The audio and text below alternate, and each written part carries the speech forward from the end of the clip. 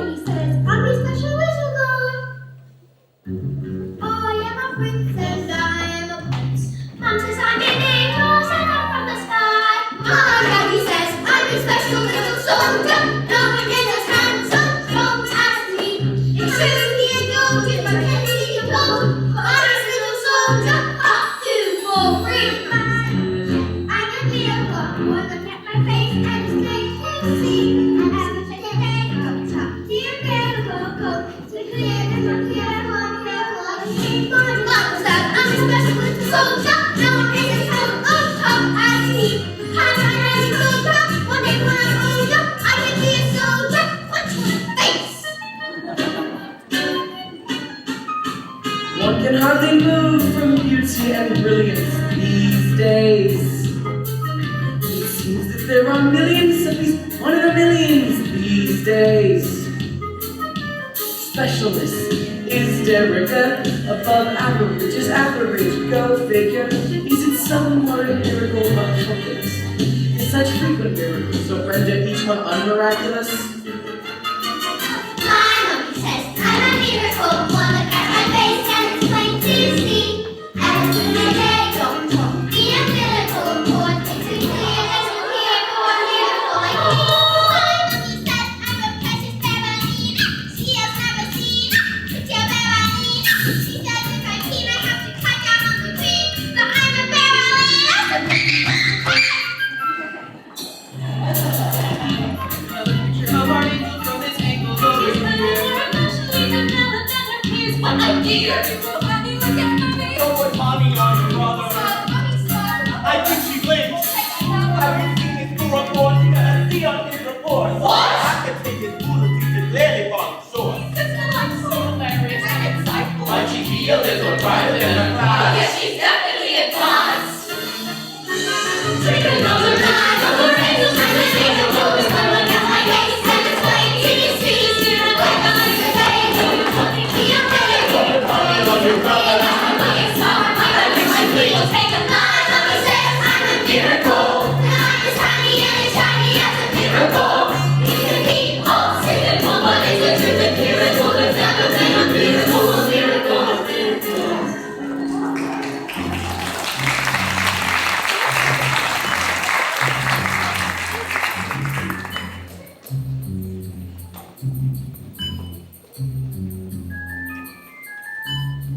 Look, is this going to take much longer, Doctor? I've got a plane ticket at 3. I'm competing in the biannual International Amateur Salsa and Ballroom Dancing Championships in Paris. You're getting on a plane, Mrs. Wormwood? Of course I am. I always compete, Doctor. And this time, I have a secret weapon, Rudolpho. He's part Italian, you know. Very supple, has incredible upper body strength. Mrs. Wormwood, I think we should have a talk. Sam, what is it? What's wrong with me? Mrs. Wormwood, do you really have no idea? Wind? Mrs. Wormwood, I'd like to think very carefully. What do you think might be the cause of this? Am I? Look at my cracks! Mrs. Wormwood, you're pregnant! What? You're going to have a baby! But I've already got a baby. I don't want another one. Isn't there something you can do? You're 9 months pregnant. Antibiotics or... Oh my God. What about the biannual International Amateur Salsa and Ballroom Dancing Championships? A baby, Mrs. Wormwood. A child. The most precious gift that this natural world can bestow upon us has been handed to you. A wonderful new human being. A life, a person, a wonderful new person is about to come into your life to bring love and magic and happiness and wonder. Oh, bloody hell! Every life I bring into this world restores my faith in humankind. Mrs. Wormwood? I'll push you in a minute. Each newborn life a canvas yet unpainted. There's still unbroken skin. This uncorrupted mind. Every life is unbelievably unlikely. The chances of existence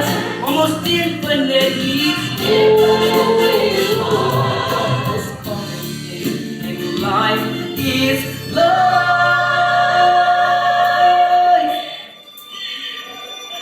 And every single life, every new life is a miracle.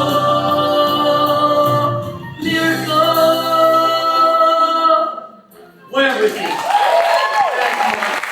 Mr. Rowan, are you smoking a cigarette? What? Oh, sorry, Doctor, you're right. This calls for a proper smoke. Oh, my lord, he's an ugly thing. This is one of the most beautiful children I have ever seen. My lord, where's his singer? Is what? His thingy, his whatchamacallit, his doodah. What in the world have you done with his thingy? This child does not have a thingy. What? A boy with no thingy. Look what you've done, you stupid woman. This boy's got no thingy. Mr. Wormwood, this child is a girl. A beautiful, beautiful little girl. Is there still time for the biennial Olympic champion and Competition's finished. You've missed it. I don't suppose we could exchange this for a boy. This is the worst day of my life. Oh, my undercarriage doesn't feel quite normal. My skin looks jasper melting in this phosphorescent light, and this gown is nothing like the semi-formal, semi-Spanish gown I should be wearing in a semi-finals tonight. I should be dancing to Tarantella, to Bella, to Talione, not dressed in hospital cotton, with an outing front bottom, and these horrible, sweet, horrible miracle I've ever seen. I can't find his friggin' bean. It's unbelievably chances of existence, almost infinitely. Life is life. It's every single life, every new life is a miracle. Miracle. Miracle.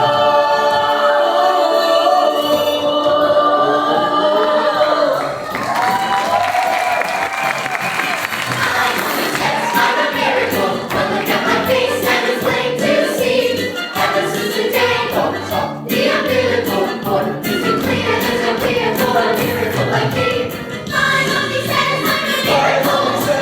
Shiny and a shiny, that's a miracle. You can be all cynical, but listen to the miracle.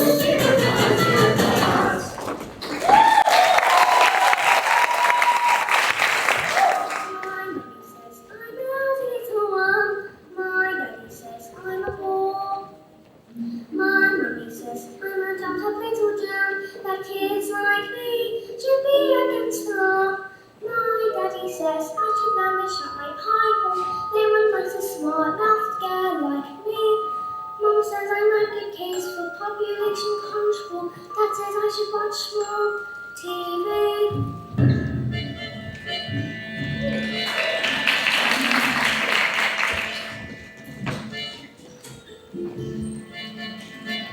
Yes, sir, that's right, sir. 155 brand new luxury cars, sir. Are they good runners? Let's put it this way. You wouldn't beat them in a race. Yeah, no, they're great runners. Yeah, yes, indeed. So, how much exactly do we think that is? Hold on. Look at this! She's reading a book. That's not normal for a 5-year-old. I think she might be an idiot. Listen to this. It was the best of times. It was the worst of times. It was. Stop scaring your mother with that book, boy. I'm a girl. And she keeps trying to tell me stories, Harry! Stories? Who wants stories? I mean, it's not normal for a girl to be all thinking. I'm going to call you straight back. Would you please shut up? I'm trying to pull off the biggest business deal of my life, and I have to listen to this. It's your fault. You spend us into trouble and expect me to get us out. What am I, a flaming escapologist? Escapologist, he I've got this whole house to look after. Dinners don't microwave themselves, you know. If you're an escapologist, then I must be an acrobat to balance that lot, the world's greatest acrobat. Now I'm off to bleach my wreath, and I shall be talking to you for the rest of the evening, you horrid little man. But I'm gonna make us rich. Rich? How rich?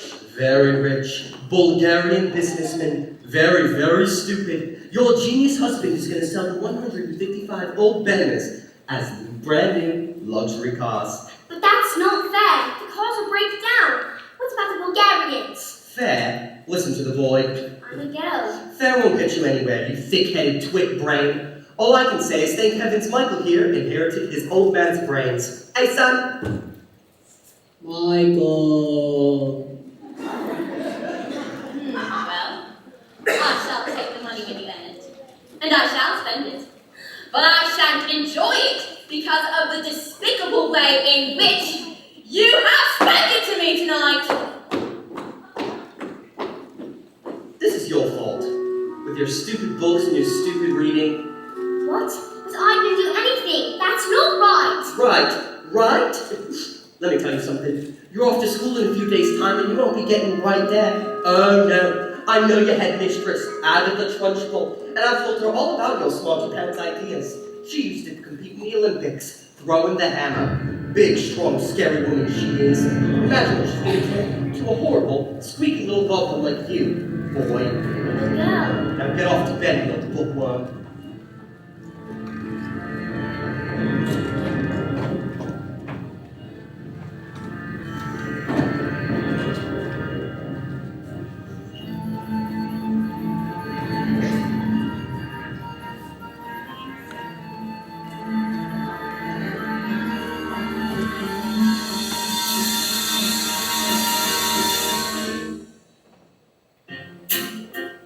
Top the hill, went up the hill, to fetch a can of water. So they say the subsequent four wasn't at the top of the wall. They never stood a chance, they were written as grey, innocent victims of their story. Like Romeo and Juliet, 'cause written in the start before they even met. That's love and fate and a touch of stupidity would rob them of the health of living happily. The endings are often a little bit gory. I wonder why they didn't just change their story. All we have to do is we are told that surely. Sometimes you have to be a little bit naughty. Just because you find that life's not bad doesn't mean that you just have to grin and bad. If you always pay between the tune and beverage, nothing will change. Even looking at all you can do, I launch you. Mustn't let the little thing like it'll stop you. If it's around and let them get on top of you, you might as well be saying you think that it's okay and that's your right. And if it's not right, you have to put it right. Platinum blonde hair dye, extra strong. Keep out of reading children. Oil of violet hair tonic. For men. Yep.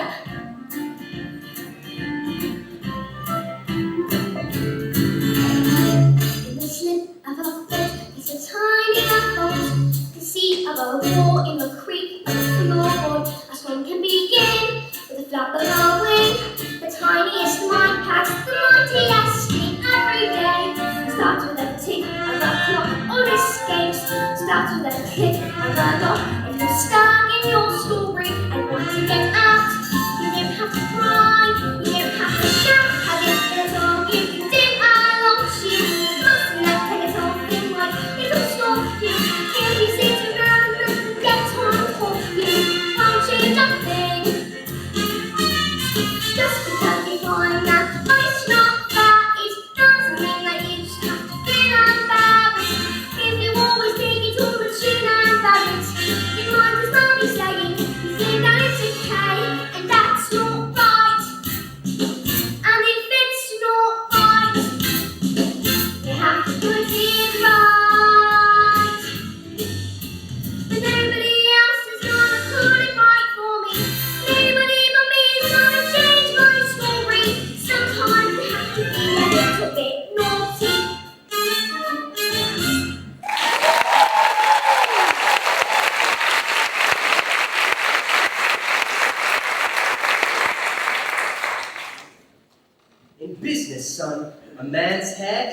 greatest asset. Now, the secret to my success is... Yeah, the secret to my success is this. Oil of violet hair tonic for men. Stand back, son. Your old man's going to work. Oh, yeah. Oh, yeah. Oh, that works out all right. That is the bananas right there. Ugh. Now, let me tell you, a man in business can simply not fail to get recognized when he looks like this.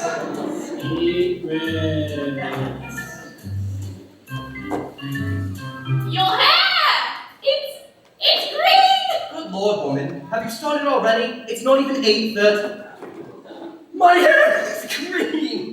What on earth did you do that for? Why do you want green hair? I never want green hair. I didn't do anything.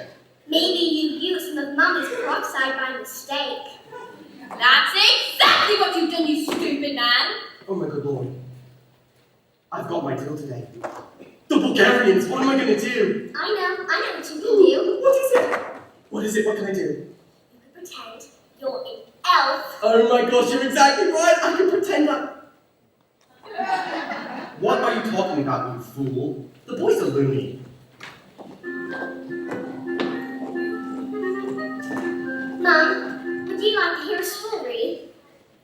Don't be disgusting! Go on, creep on back to that library or filter something. The sooner you're off to school, the better.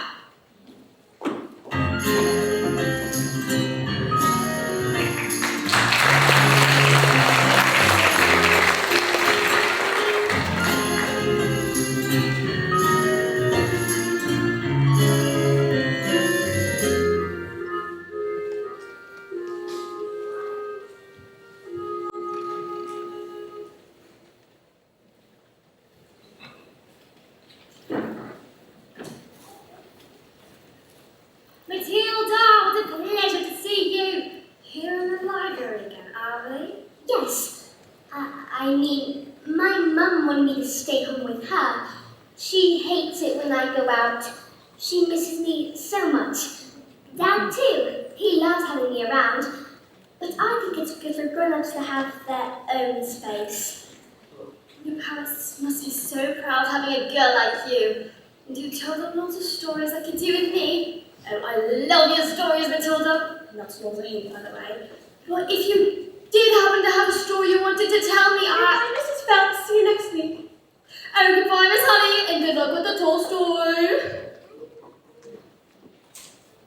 As I was saying, Matilda, I'm not hinting, but if you did happen to have a story you wanted to tell me, I could. Who was that lady? That lady. Oh, that's Miss Honey. She's gonna be a teacher. That lady? That lady is my... Yes, your teacher. Now look, are you going to tell me a story or not?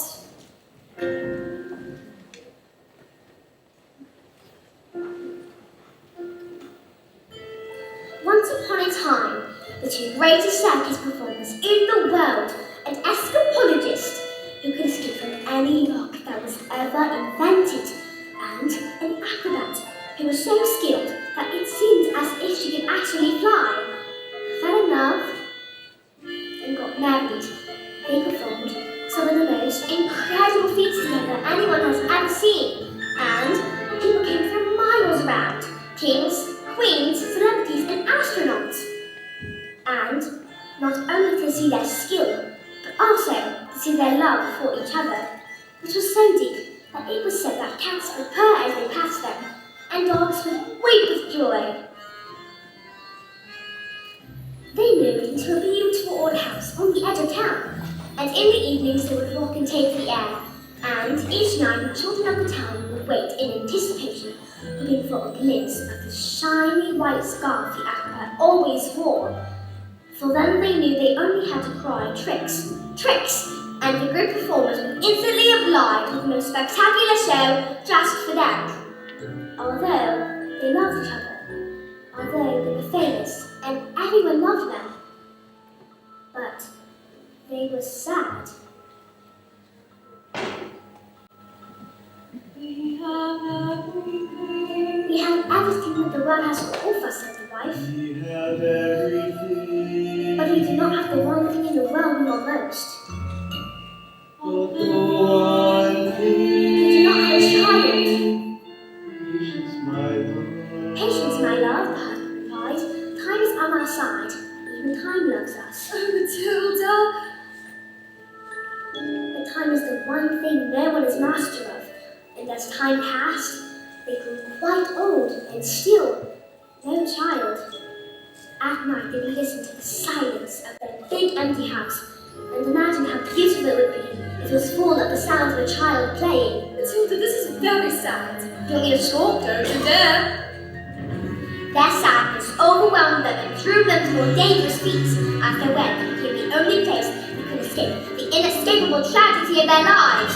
And so it was to perform the most dangerous feat ever known to man. It is cool, said the husband, announcing the events of the world. Press who had gathered to listen. Bated breath. The Burning woman, hurling through the air, with dynamite in her hair, over sharp and spiky objects, caused by the man locked in the cage, and it is the most dangerous feat ever known to man.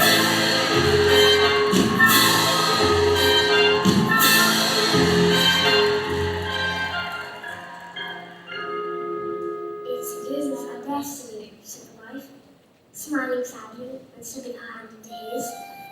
It is where the loneliness of life has led us.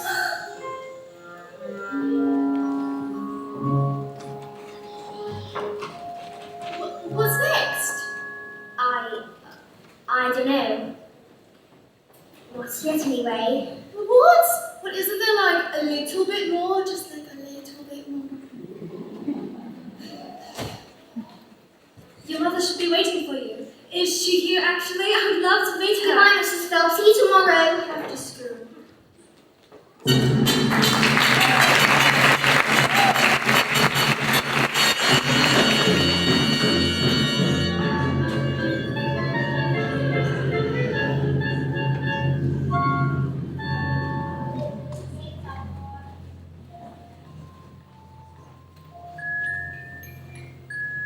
My mommy says I'm a miracle. My daddy says I'm a special little girl. I am a princess. And I am Mom says I'm an angel. Mom says I'm an angel. So you think you're able to survive steps by being a prince or princess, you will soon see there's a gaping tragedy. And even if you want to keep some effort, you're just wasting energy. Cause your life as you know it is ancient history. I have suffered in this jail. I'm trapped inside this cage for ages. This living hell. But if I try, I can remember that before my life had ended, before my happy days were over, before I first heard the pealing of the bell. Like you, I was curious, so innocent I asked 1,000 questions, but unless you want to someone listen up and I will teach you a thing or two. You listen here, but here you'll be punished with forgiving. Step out of line and if you quiet, you'll be gone. You should stay out of trouble and remember to be extremely careful. Why? Did you hear what he said? Play for his head. What's this? Physical education. It's the transport speciality.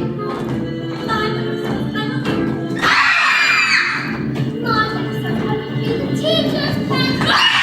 School should be fun according to my mum. That's the alphabet. The alphabet? Not going to listen in. So you think you're able to survive this mess by being a prince or princess, you will soon see there's no escaping tragedy. And even if you want to keep some effort, you're just wasting energy. Cause your life as you know it is ancient history. I have suffered in this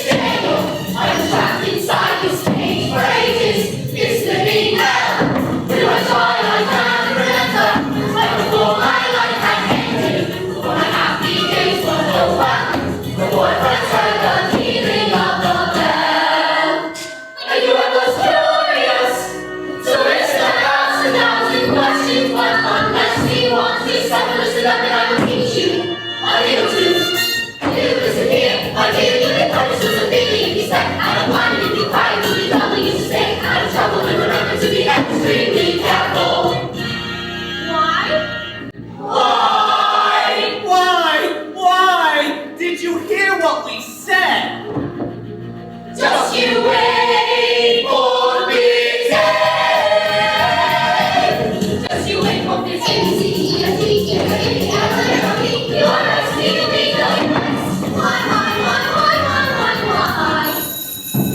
Just you wait for Big Ted.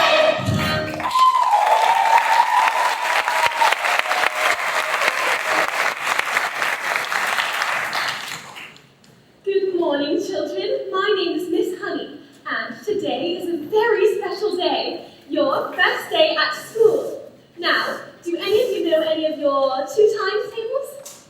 Wonderful, Matilda, isn't it? Please stand and do as much as you can. 1 times 2 is 2. 2 times 2 is 4. 4 times 2 is 8. 5 times 2 is 10. 6 times 2 Well, is 12. my word, that is 4 very... times 2 is 14. 8 times 2 is 16. 9 times 2 is 18. 10 times 2 is 20. Stop! Good heavens, how far can you go? I don't know. Quite a long way, I think. Do you think you could tell me what 2 times 28 is? 56. Yes. How about this? Now, this is much harder, so don't worry if you don't get it. But 2 times 487? If you took your time... 974. 12 sevens. 84. Leave that for the time being and take a look at reading. Who can read this? Ooh, me, miss. Very well, Nigel.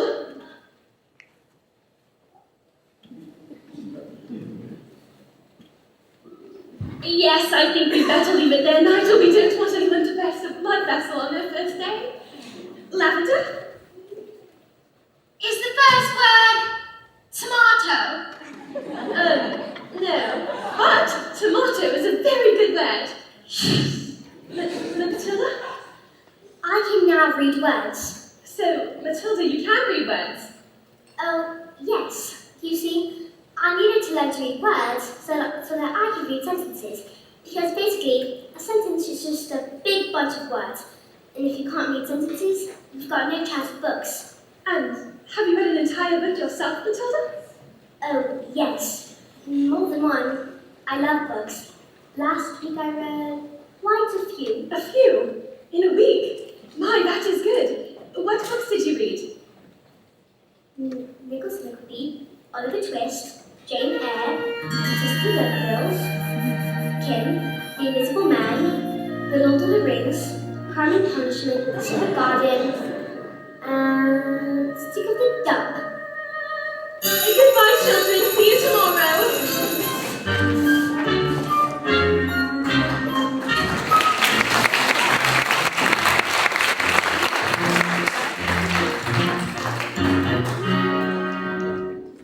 Knock on the door, Jenny. Just knock on the door.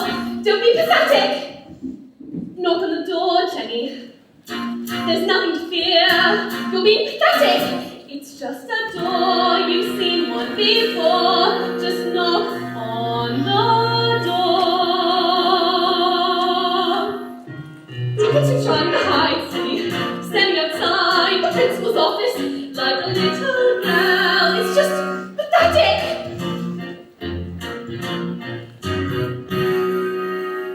Hesitating, hand shaking, you should be embarrassed. You're not a little girl, it's just pathetic. Knock on the door, Jenny. What are you waiting for? Just knock on the door.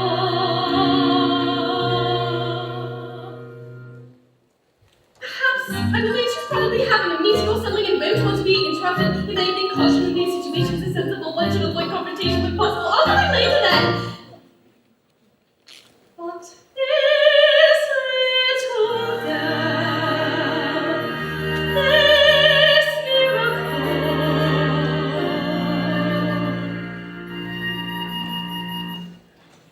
Knock on the door, Jenny.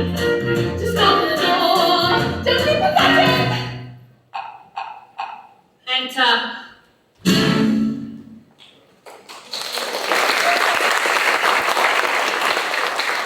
Well, don't just stand there like a wet tissue. Get on with it. Yes, Miss Trudgewood, in my class, that is, a little girl called Matilda Wormwood. Daughter of Mr. Harry Wormwood, who owns Wormwood Motors. Excellent man. Told me to watch out for the brat, though. Says she's a real wart. Oh, no, headmistress, I don't think Matilda's that kind of child at all. What is the school motto, Miss Honey? Bambinatum est megitum? Babinatum est megitum. Children are maggots. In fact, it must have been her who placed that stink bomb under my desk this morning. I'll have her for that. Thank you for suggesting it. But I didn't. Miss Trunchbull, Matilda is a genius. Nonsense! Haven't I just told you that she is a gangster? She knows her times tables. So she's learnt a few tricks. But she can read. So can I. I have to tell you, headmistress, that in my opinion, Matilda should be placed in the top form of the 11-year-olds. What? But she is a squib, a shrimp, an unhatched tadpole. We cannot just Place her in with the 11-year-olds.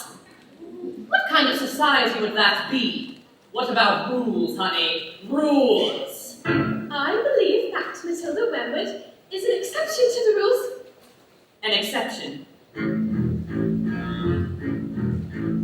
To the rules. In my school, look at the trophies, see how my trophies gleam. In the sunlight, see how they shine. What do you think it took to become English hammer-throwing champion? 1969. Do you think in that moment, when my big moment came, that I treated the rules with casual disdain? Well, like hell, as I stepped up to the circle, I changed my plans. What? As I chopped at my palms, did I wave my hands? I did not. As I started my speech, did I look at the view? Did I drift off and dream for a minute or two? Do you think I thought it or amended my rotation? Do you think I altered my intended elevation? As the hammer tipped off, did I change my grunt? The grunt I had practiced for many a month. Not a thought, not a jot, did I stray from the plot? Not a detail of my throw was adjusted or forgotten. Not even when the hammer left my hands and sailed higher up above the stands. Did I let myself go? No, no, no, no, no, no, no, no, no, no. No. If you want to throw the hammer for your country, you have to stay inside the circle all the time. And if you want to make the team, you don't need happiness or self-esteem. You just need to keep your feet inside the line. Sing, children. 2, 3, 4. If you want to throw your hammer for your country, you have to stay inside the circle all the time. And if you want to teach success, you don't need sympathy or tenderness. You have to force the little squits to toe the line. Sing, Jenny! If you want to throw the hammer for your country, you have to stay inside the circle all the time. In life there's one simple rule, to have a throwing life and school. Life's a ball, so learn to throw it. Find the ballet line and toe it. And always keep your feet inside the line. Now get out!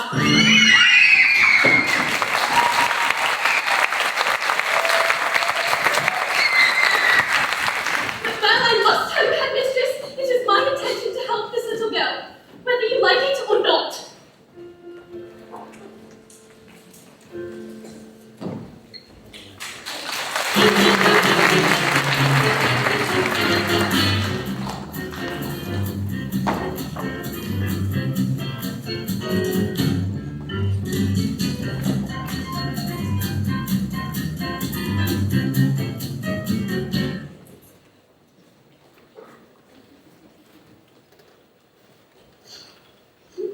Great big question-asking up there, they speak to me like that. Who do they even think they are? Bulgarians!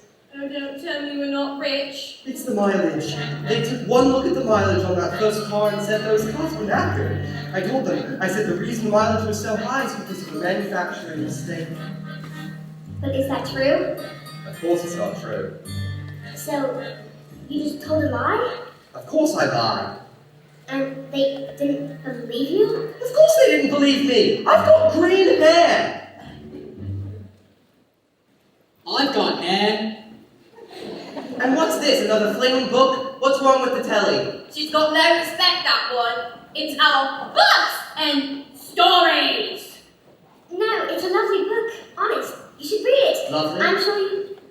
Here's what I think of your lovely. So, No, please don't. I have to return to the library. be quiet. It's a library walk. Approach library.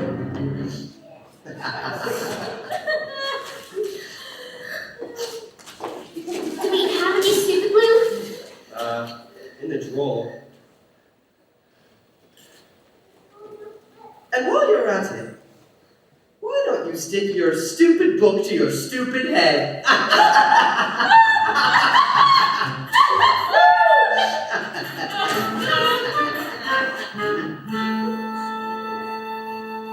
Just because you find that life's not fair, it doesn't mean that you just have to grin and bear it. If you always take it on the chin and bear it, nothing will change. Even if you let all you can do, I want you. Mustn't let this whole thing right, it'll stop you. If you sit around and let them get on top of you, your mind as well be saying you think that it's okay, and that's not right. Here you go, Dad. I've got my eye on you, boy. I'm a girl.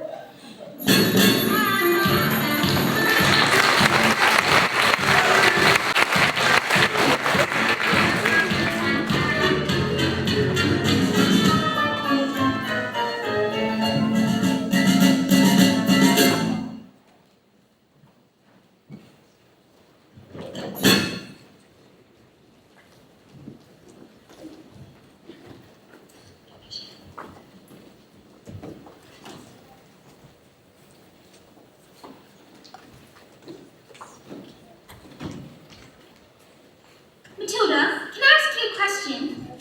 Do all those brains in your head give you a headache? I mean, it's going to hurt with more squished in there.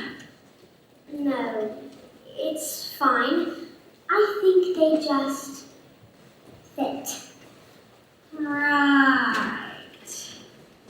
Well, look, I'd better stick around just in case. If they don't squeeze out of your ears, you're going to need help. I'm Navida, and I think probably for the best of their best friends. Hi, it's me! Someone poured a whole can of treacle into Trunchbull's chair. When she sat down and got back up, her makeup stayed stuck to the seat. Someone told her I did it, and I never. Now she's after me. That's not fair. That's not fair at all. You're done for, kid. You're finished. Once Agatha Trunchbull decides you're guilty, you're squished. Yesterday she caught Julius Rotwinkle eating a licorice all sorts and signs. She just picked him up, swung him around, and threw him out the window! That didn't happen. Don't listen to the big kids. They're trying to scare us. Matilda, they're saying she's going to put me in Shoki. What's choky? They say it's a cupboard in her office that she throws children into. They say she's lined it with nails and spikes and bits of broken glass.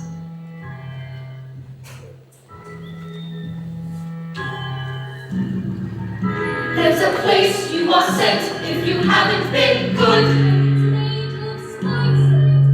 And it isn't wide enough to sit.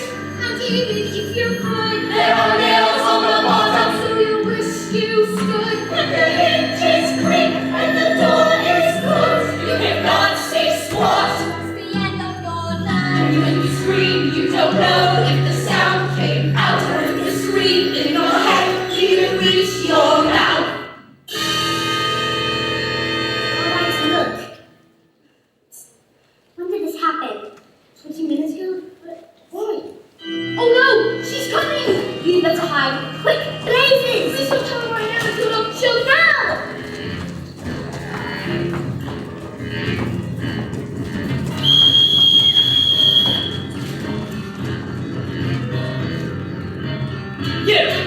You separating spleen. What is the man known as Nigel? He's overlearned those codes.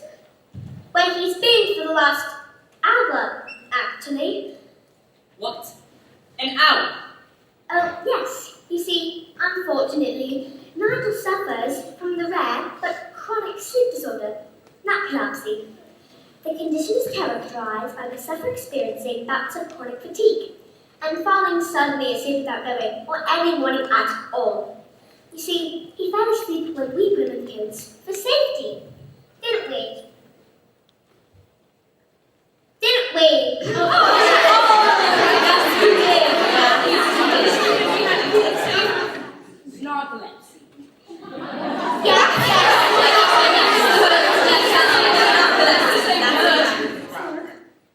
He'll probably think he's in bed when he wakes up.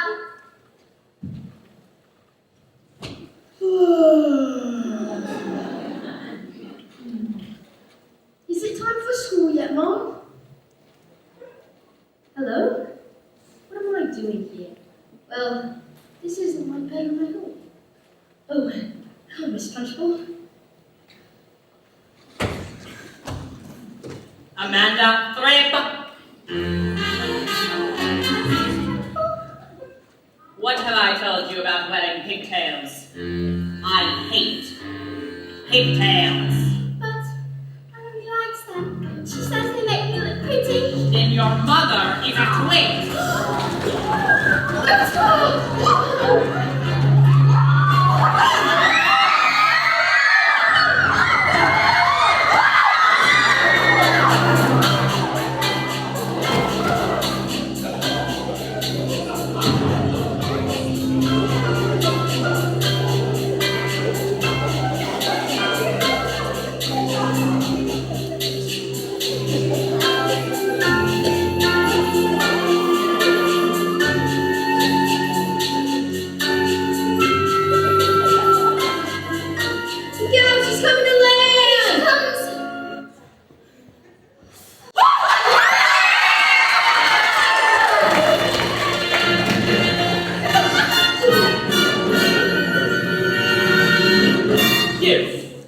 What is your name? Matilda. Matilda Wormwood. Oh, so you're Wormwood, are you? I might have known. Well, Wormwood, you have just made a very big mistake.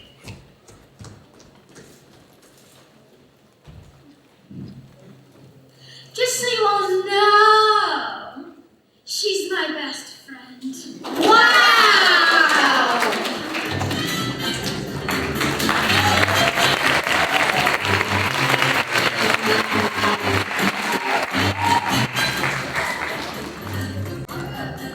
Brand new stock, sir. Yes, sir. Completely different cars, sir.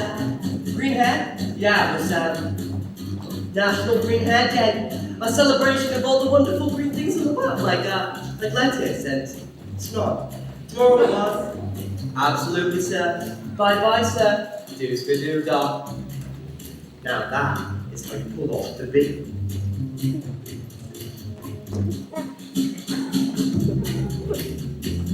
I'm gonna leave this on. It looks like rain.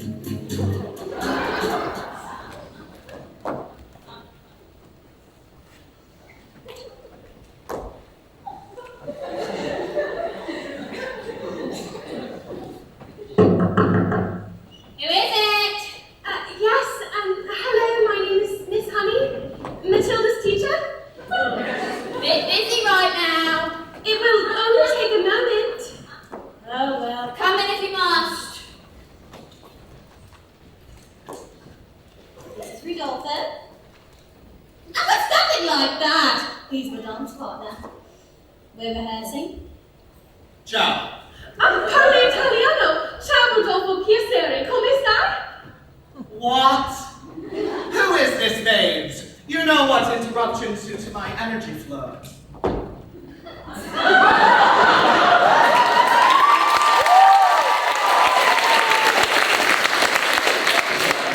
What do you want want, Miss Chapney? It's Miss Honey, and as you know, Matilda's in the bottom class, and children in the bottom class aren't really expected to read. Then stop her reading then. Lord knows we tried. I'm in the zone, doll. I can feel it in my hips. Don't waste this. Look, Miss Hussey, I'm not in favour of girls getting all clever pants. Girls should think about makeup and hair dye. Looks are more important than books. Now look at you. Look at me. You chose books. I chose looks. I beg your pardon? Babes! I'm on fire here. Please! Matilda can calculate complicated figures in her head in an instant. Calculate this. Fantastic!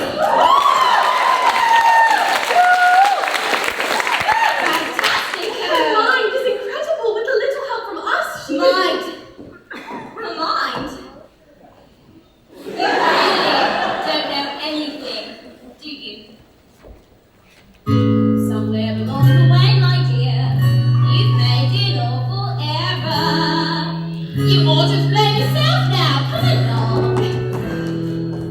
You seem to think that people like are clever. It's very quaint. It's very sweet. But wrong. People don't like smarty pants what go around. Bringing up the nose all way down now. Now here's a tip. What you know matters less than the volume with which what you don't know express. Content has never been less important. So you have got to leave. You gotta learn to stand up and stick out from the crowd. A little less fast, a lot more. Heel. A little less fast, a lot more. Feel. A little less brains, a lot more hair. A little less hands, a lot more dairy. Yeah.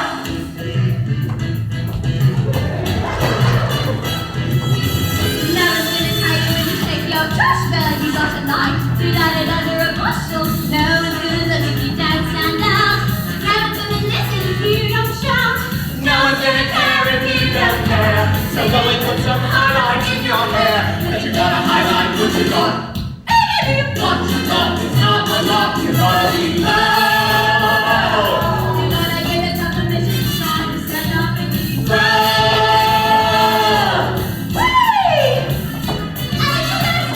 a lot more sing, a little less. A lot more sing, a little less. Trust me like you know. A little more ba-da-ba-ba, ba-da-ba. I got nice. You don't. Now I'm gonna tell you when you're with your comfort. No one's gonna love you if you don't know the rumba. I think finding out a little something exotic. But learning a language is over the top. It doesn't really matter if you can or not. As long as you don't know it with the volume up. The less you have to say, the more you say, the less you have to say. The louder you yell it, the dumber the act. The bigger the confession, the less you have to show. The louder you press it, you gotta get up. You gotta get up and leave out.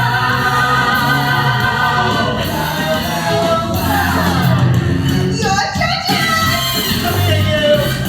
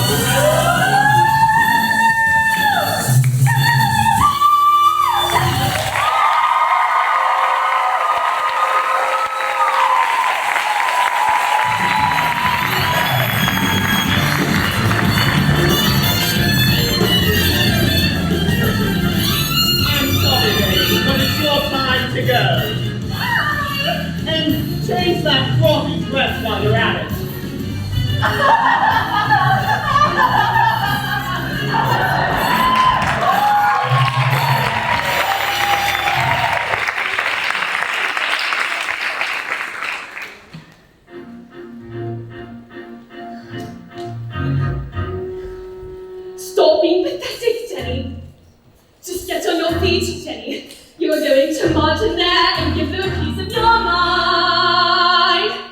Leave it alone, Jenny.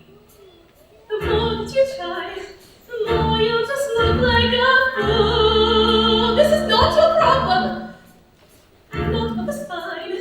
You are a teacher. Just go back to school. But this little girl, this miracle, she seems not to know that she's special at all. And what sort of teacher would I be if I let this little girl fall? I can see this little girl needs somebody strong to fight by her side. Instead, she's found me, pathetic little me, and another door closes, and Jenny's outside.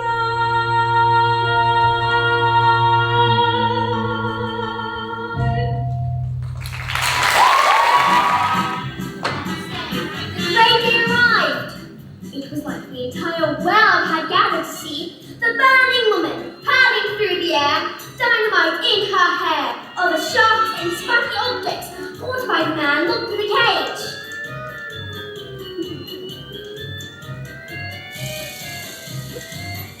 Everything was arranged by the acrobat's sister, a frightening woman who used to be an Olympic class hammer thrower and who loved nothing better than to scare the children of the town. People whispered that in her dark and brooding heart, she was sent to her sister, and with her success and her love. And suddenly, out came the anthropologist, dressed as usual in his spanking costume, but there was no sign of the acrobat, and no wings of a shiny white scarf, and instead of musical fanfare, there was silence as he suddenly strode the ring.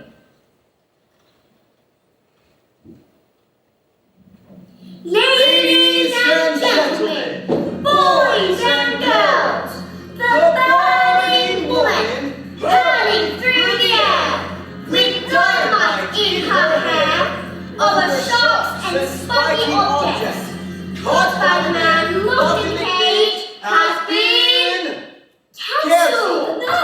Yes, the audience gasped so loud that a passing airplane got in on its instrumentation and reported it as a musical phenomenon.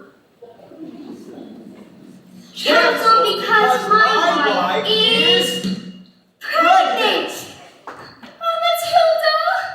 Absolute silence. You could have heard a fly clap. But suddenly, the audience jumped to its feet and roared in appreciation! Did you feel us talking? Let's give applause for Uncle Billy and Emma! So it does have a happy ending. Forgotten by everyone, except, that is, the acrobat sister. When all had quieted down, she stepped forward and produced a contract. A contract? A contract you signed before this feat, and before this feat you shall! No! I am paid for the case of publicity, the catering, the toilet facility. If I give the crowd their money back, where's my profit? A contract, the contract, the contract. My hand tied. The burning woman hurling through the air with dynamite in her hair over sharp and spiky objects caught by the man locked in the cage will be performed, and it will be performed this day. Oh, the Christmas you both shall go! No! No!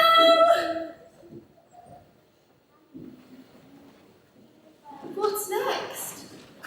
I don't know. I'll tell you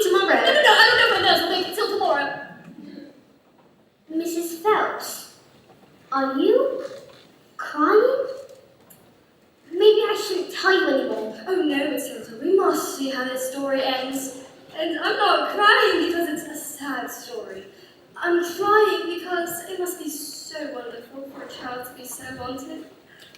Oh, yes. Wonderful. Goodbye, Mrs. Phelps. I'll see you tomorrow.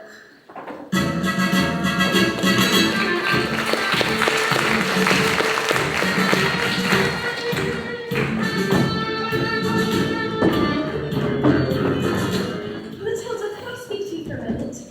I'm afraid I've not been too successful in getting others to recognise your abilities. So, starting tomorrow, I shall bring in a selection of very clever books that will challenge your mind. You may sit and read them while I teach the others, and if you have any questions, well, I shall do my best to answer them.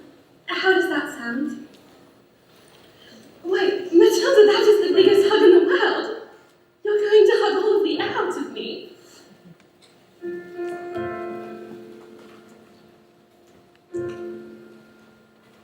Matilda Wormwood! Matilda Wormwood, where is Yes, Miss Trunchbull? Aha! So you admit, do you?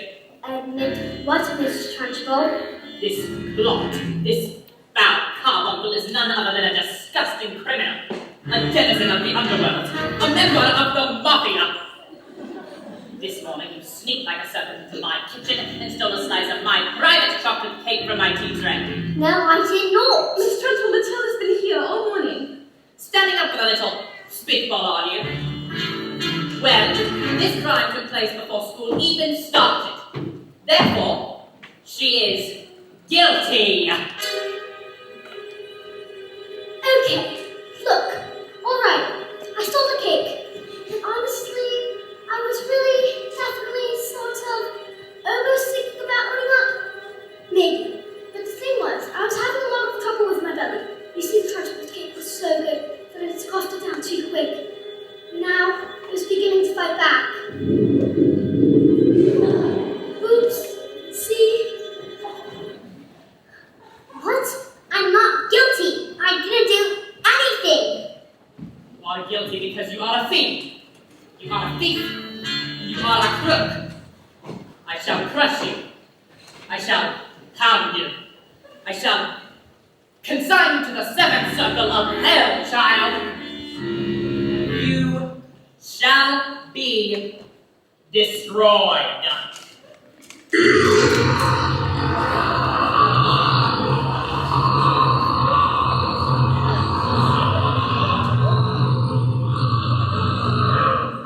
It was the biggest bump I'd ever done. It was the biggest bump I ever had. It was the biggest bump I ever had about. It was like the entire world went silent for that bump to exist. And as a huge cloud of chocolatey gas wafted from my mouth and drifted across the class. Past Lavender, past Alice, past Matilda, and now my great, big, beautiful chocolatey bump, which now seemed to have more of its own, wafted full into the face of the trash bowl.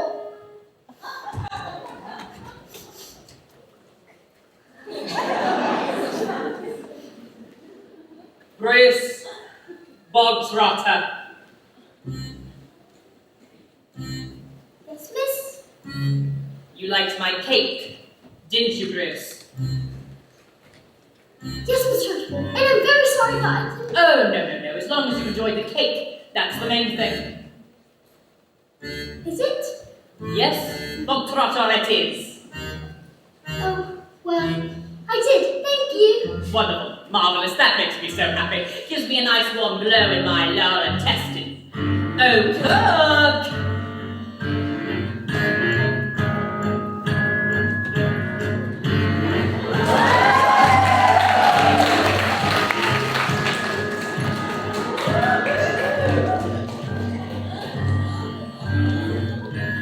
What's the matter, Bogtrotter? Lost your appetite? Oh, yes, I'm full. Oh, no, you're not full. I will say you are full, and I say that criminals like you are not full until you have eaten the entire cake. But Oh, no, but you haven't got time for that to eat. I can't eat it all. Mistress, he'll be sick. He should have thought about that before he made a pact with Satan and decided to steal my cake. Eat! He can't. Eat! He surely can't. Eat! He might explode. Eat! A single slice, or leave it to Bruce. Like a knife, but even you, Bruce, have to get between my lips. There's not a lot of difference in size. He can't surely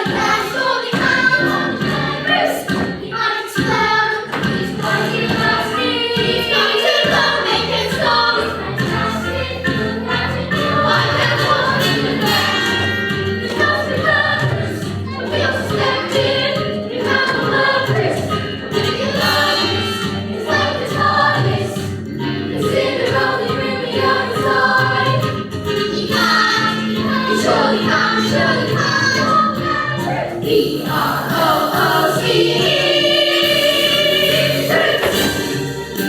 Never again be subject to abuse. When your rest of loose, she called a truce.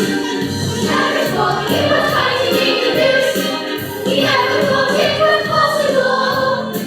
But here it is coming true. We can have our cake and eat it too. Time is up until they only come to use. No excuse. How you felt and if you want to travel loose. Oh, stop again. We've almost finished. You'll fix it in whatever you use. Don't give in. But let her win. Come on, Bruce, we are heroes. Cover yourself in chocolate glory. Too much. It's just too much. Come on, Bruce. Do it. Silence!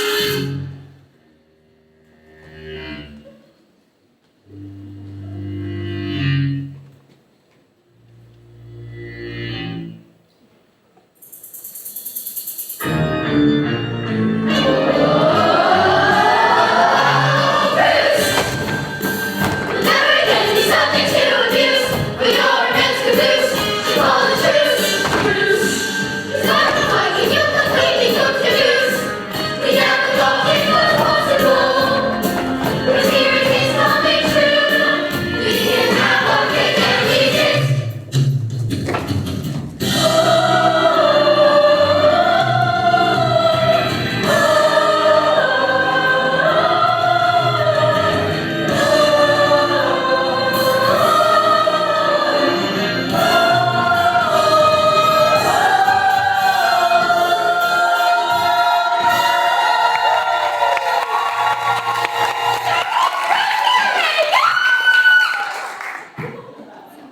Sorry, Miss Trunchbull, I got carried away. And that's all right, Jenny. We all get carried away sometimes. Even me. Well done, Bob Trotter. Good show. Well, come along, Bob Trotter. What? Where? Oh, did I not mention? This was the first part of your punishment. There's more, the second part, and the second part is choking. What? No, Miss Trunchbull, please, you can't. Yes, you can. Did you really think I would allow myself to be defeated by these maggots? Did you? What do you think I am, Miss Honey? An idiot? A weakling? A fool? You? But he's eaten the door, he didn't you ask? I did it all. I did it. I did it all. I did it.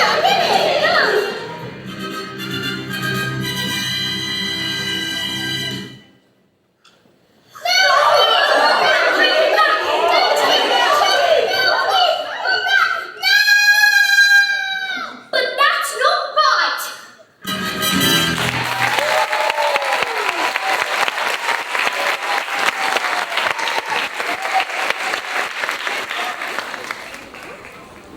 Boys, can I get a light in here? I would like to offer an apology for some of the things that have been going on here tonight. They're not nice things and they're not right things, and I would like to state guarantorically that we do not want any kids to go home and try these things out for themselves. I'm of course talking about reading books. It is normal for kids to behave in this fashion. It stunts the brain, wears out the eyes, makes kids ugly, stinky, fatty, sweaty, betty, boring, and crucially, it gives them varicose of the mind. Under no circumstances do we condone such behavior, and we do so utterly without reservoirs. Can I just ask, how many people here have ever read a book? Oh, so many of you. You. Yeah, what's your name? You gotta pick one of them. Who? Which one of you? So what's your name? Ash?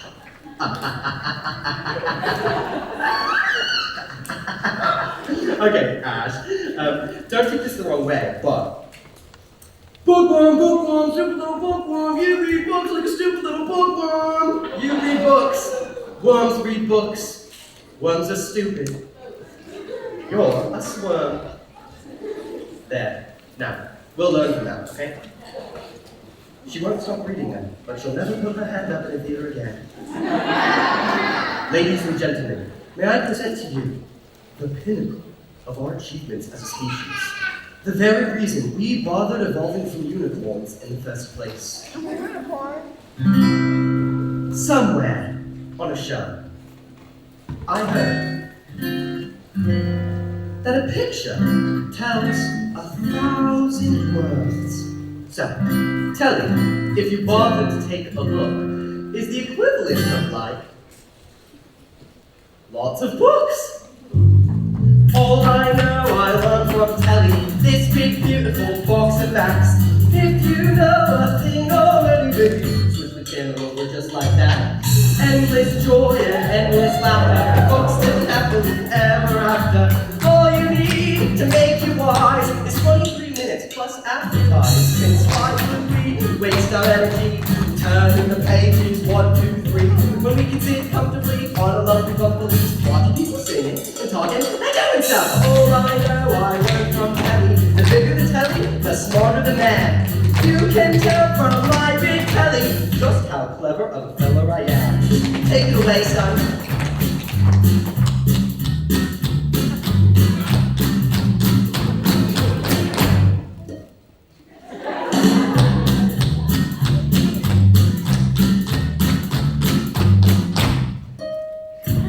Can't learn that from a stupid book. All I know I learned from telly. What to think and what to buy.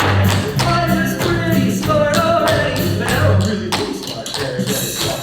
Endless content, endless channels, endless chat on endless panels.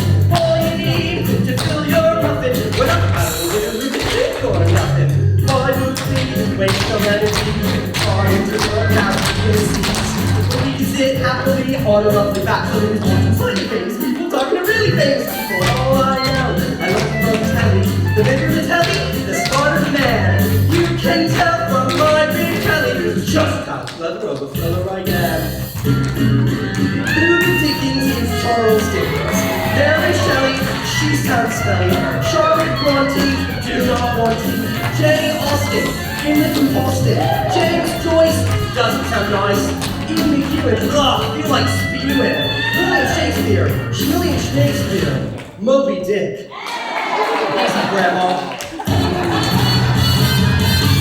All I know I learned from telly. How through the telly, the smarter the man. You can tell from my big telly what a very clever fella I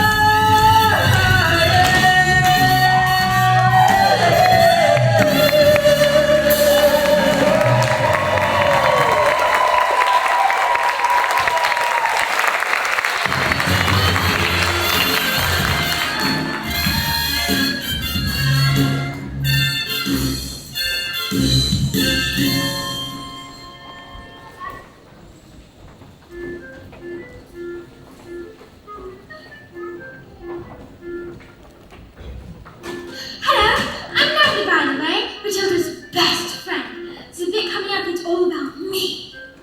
Well, not exactly about me, but I play a big part in it. But I'm not going to say what happens because I don't want to spoil it for you.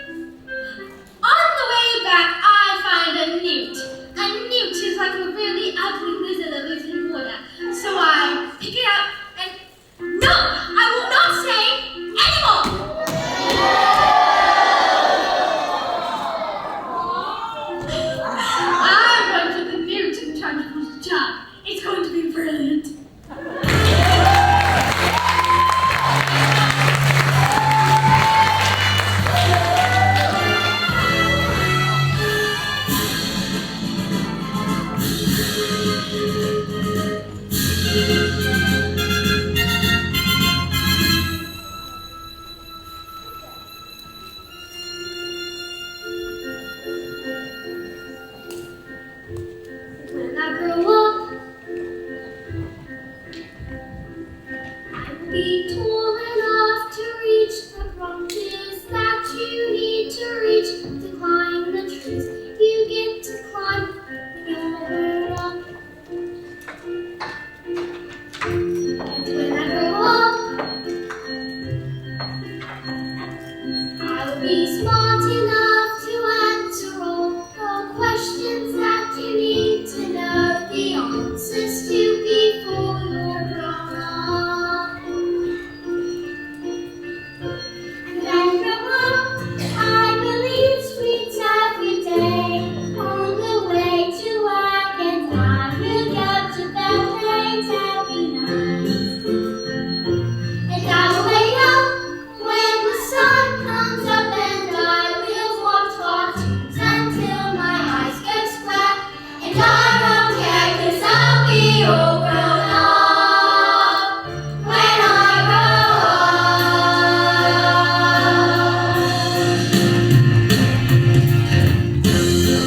Grow up, grow up.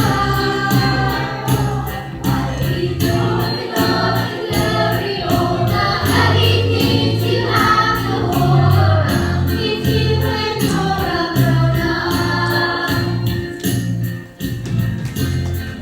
Grow up, grow up. I'll be grown enough to find the creatures that you have to find beneath the bed each night to be a grown up. And when I grow up, I will have treats every day on the way to work, and I'll something I found. But when we grow up, when the sun comes up, and I will spend all day just lying in the sun, and I won't care 'cause I'll be all grown up when I grow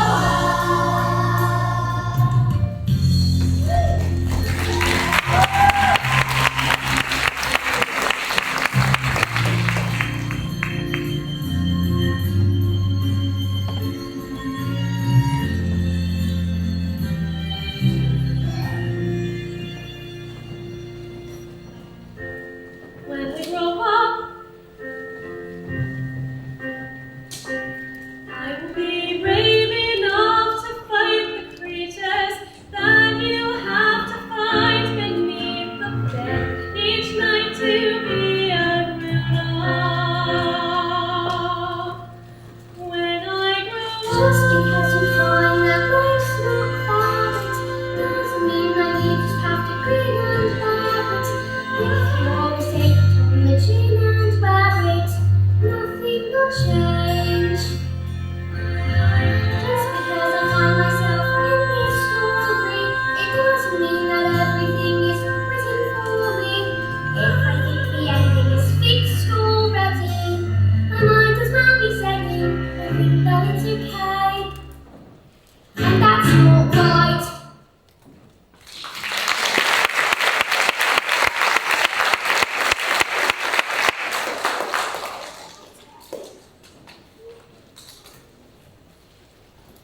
Matilda, how lovely to see you. Are you enjoying school? Oh, yes, bits of it. Anyway, Mrs. Phelps spares the revenge section. what? We did have a revenge section. Why, is there a child at school who's behaving like a bully? No, not a child exactly. Matilda, are you sure something? Do you want to hear the next part of the story? Story? Did you say story? Matilda, what are we waiting for?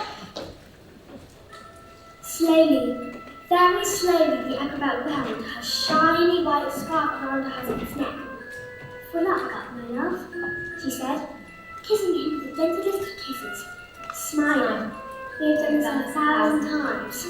But suddenly, she hugged him with the biggest hug in the world, so hard that he felt she could hug all the air out of him. And so, the prepared themselves for the most dangerous feat that had ever been performed. The great escapologist had to escape from the cage, lean out, catch his wife with one hand, grab a fire extinguisher with the other, and blow out the flame on her specially designed dress within 12 seconds before they reached the dynamite and blew his wife's head off. Sorry. Go on. The trick started well. The minute the specially designed dress was set alight, the acrobat swung into the air. The crowd held their breath as she hurled over the sharks and spiky objects. 1 second, 2 seconds. They watched as the flames cut up her dress. 3 seconds, 4 seconds. She began to reach her arms out towards the cage. 5 seconds, 6 seconds. Suddenly, the padlocks pinned open and the huge cage fell away. 7 seconds, 8 seconds. Suddenly, the door flew open and the escapologist reached out one huge muscle arm to catch his wife and their child. 9 seconds, 10 seconds, 11 seconds. And he grabbed her hand and suddenly the flames are covered in foam before they could both be blown to pieces. Hooray!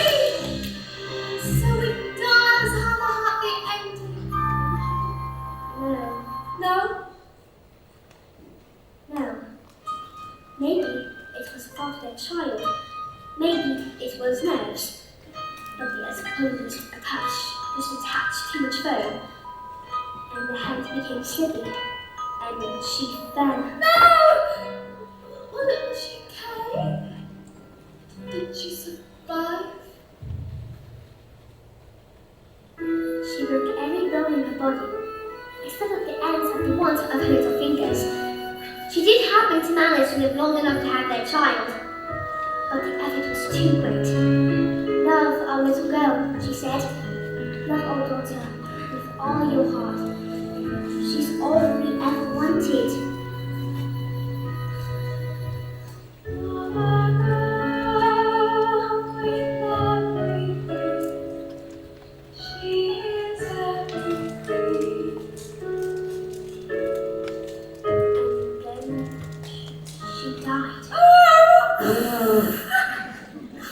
And then things got worse. Worse. Matilda, they can't get worse. I'm afraid they did, because the escapologist was so kind that he never for 1 second blamed the evil sister for what happened. In fact, he asked her to move in and help look after his daughter. She was nothing but cruel to the little girl, making her wash and iron and cook and clean and beating her if she did a thing wrong, but always in secret, so that the escapologist never suspected a thing. So the poor little girl grew up with the most meanest, cruelest, horriblest thought you could possibly imagine! Let's call the police! Mrs. Phelps, it's just a story. Sorry, you're right. Matilda, you're so smart. Your parents must have thought they won the lottery having a child like you. Oh, yeah, they do. They're always saying that, in fact. They say, "We're so proud of you, Matilda. You're like winning the lottery." Yeah, I better go. Goodbye, Mrs. Phelps. I'm so clever, I'm so clever, I'm so very, very, very, very clever. I'm so very flaming clever, for the very clever fellow I am. Come here, you. Stop! There's only one man I do that with. Everyone gather round. I want my family to share my triumph. Not you, boy. I'm a girl. 155 old bends on my hands, all polished up with the mileage on the clock telling the truth, that each one was knackered. How could I possibly make the mileage go back? I couldn't very well drive each one backwards, could I? Backwards. When suddenly, I had the most genius idea. I ran to the workshop, grabbed a drill, and using my incredible mind, I attached the drill to the speedometer of the first car and whacked it into reverse. Backwards. Yes, boy, backwards, backwards. I drilled motor wheels backwards thousands of times a second, and within a few minutes I had reduced the mileage on that old rust bucket to practically nothing.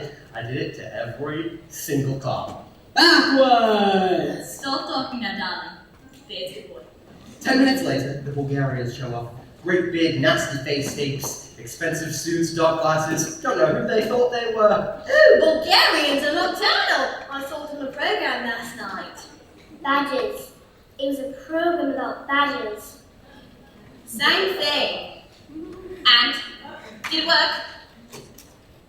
Oh, fantastico! Now I'll be able to afford Rudolfo all day! But you cheated them! That's not fair at all. They trusted you and you cheated them! What is the matter with you?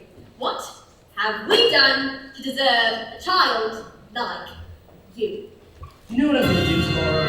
I'm going to go down to that library and tell that old bad girl never to be let in again. Boss, no, please don't. And if she does, I'll have her fired, and you'll never read another stinking book as long as you live. I'll put an end to your stories, young man. Now get in there and stay in there, you little creep.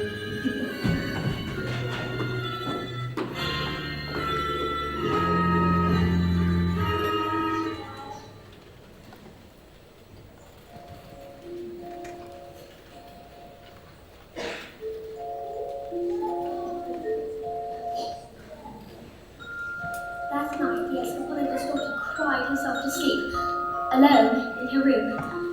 She never said a single word about the evil aunt's bullying, as she didn't want to cause a fuss.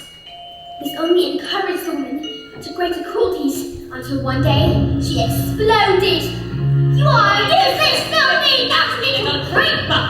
And she threw her into a dank, dark, dusty cellar. And then, she just locked the door and went out!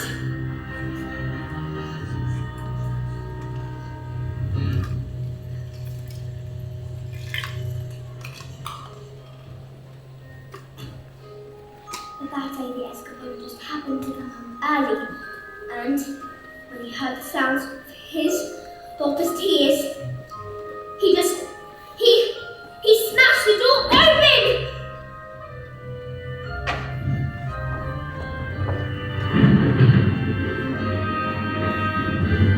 Don't cry,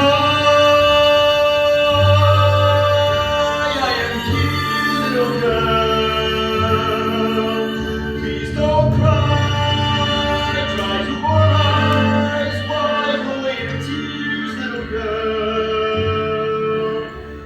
Forgive me, I didn't mean to desert you.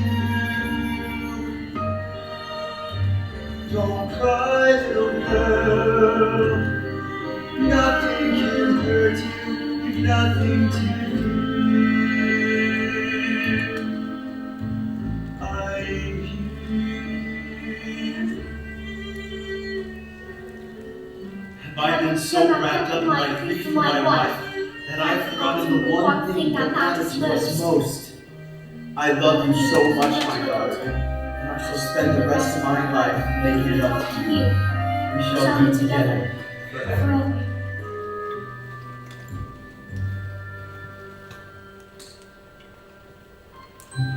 Don't cry, Daddy. I'm alright, Daddy.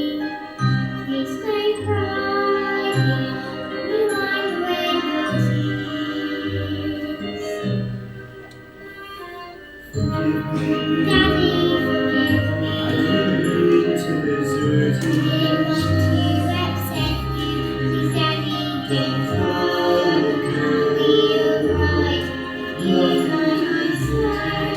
Nothing to fear.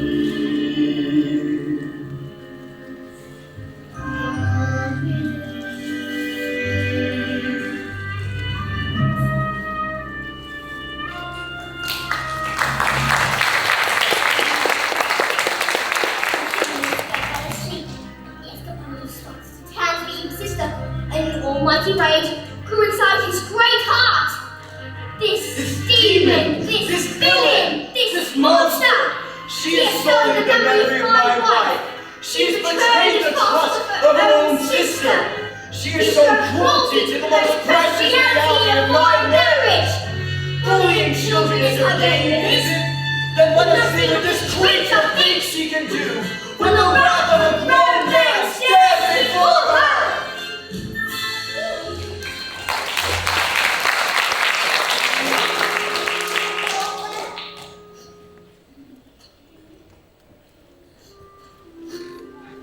But that we could ask the little girl for Soldier Father, because he never came home. Ever since.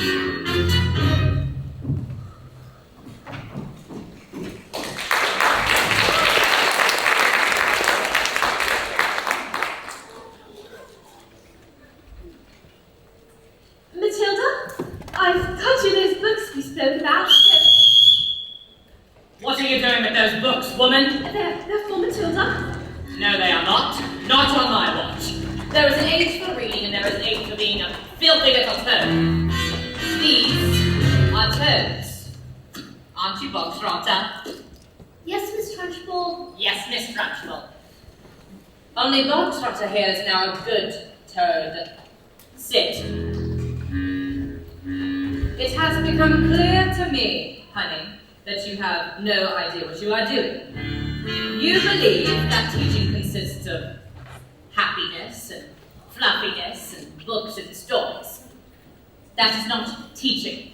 To teach the child, you must first break the child. Quiet, you maggots! But no one was speaking, Miss Trunchbull. Miss Honey, please understand that when I say quiet, you maggots, you are entirely included in that statement. Where is my jug of water? I'll get it, Miss Trunchbull. Stupid girl. Look at you. Flabby, disgusting, revolting. Revolting, I say. I think it's time we toughen you all up with a bit of phys ed.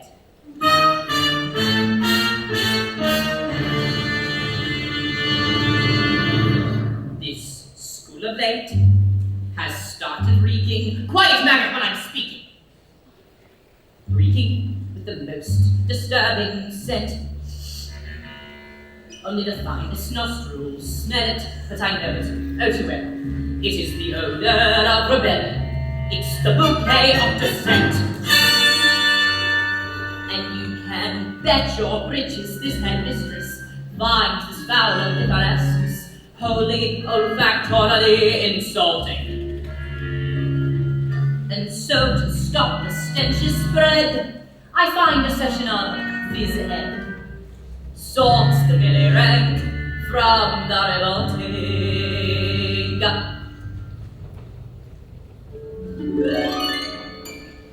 The smell of rebellion comes out in the sweat, and phys ed will get you sweating, and it won't be long before I smell the home of the aiding and abetting.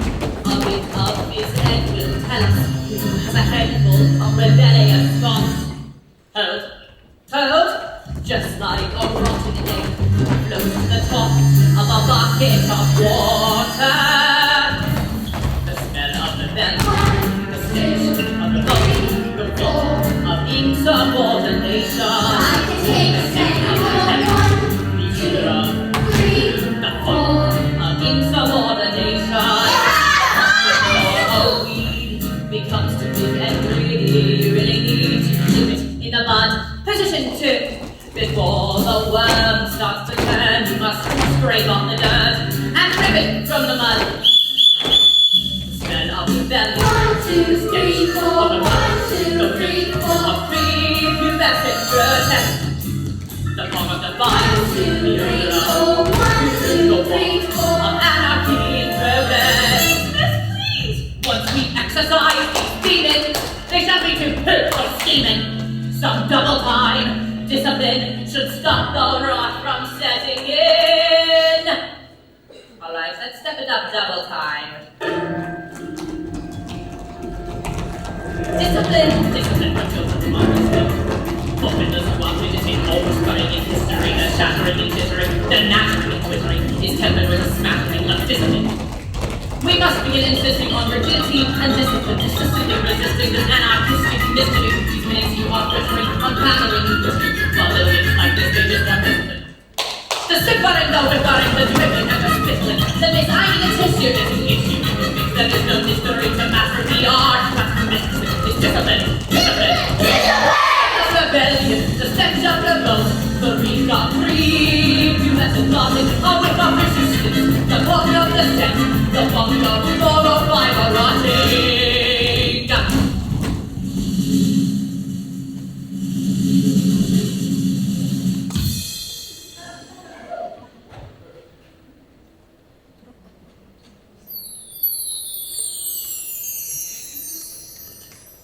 Imagine a world with no children. Close your eyes and just dream. Imagine, come on, try it. The peace and the quiet, a bubbling stream. Now imagine a woods with a cottage. And inside that cottage you'll find a parrot called Zeke. A carnivore freak who can fold paper hats with his mind. And he says, don't let them steal your horses. Don't let them throw them away. When you find him, he'll be waiting for you, singing, nay, nay. She's mad. Aha! And there, just like I said, the sticky maggot rears his head. Even the wittiest, piteous bears can harbor seeds of stickiness. Have you ever seen anything more repellent? Have you ever smelled anything worse than that smell of regret?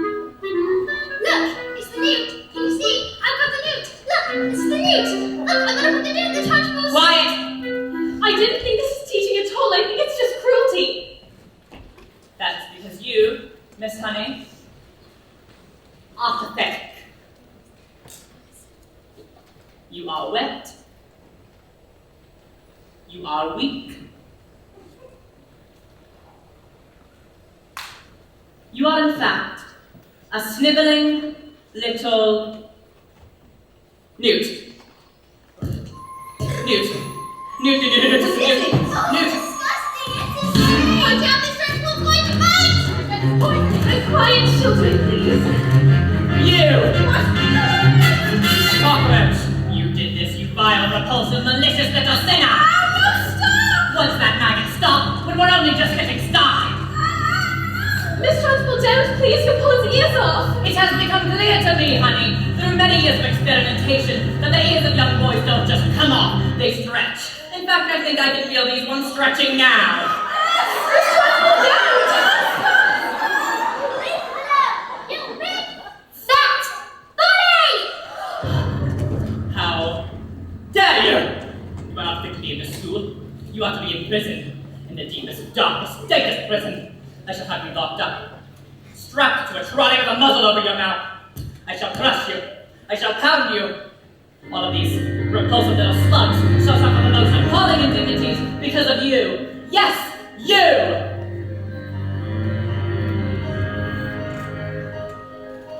Have you ever wondered, will I have about having an icy secret? For example, there's no way of knowing if red means the same thing in your head as red means in my head when someone says red.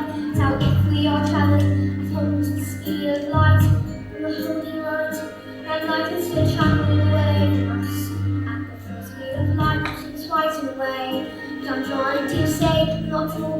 wonder if inside my head I'm not just a bit different from some of my friends. These arts that come into my mind unbidden, these stories that are to people they've written.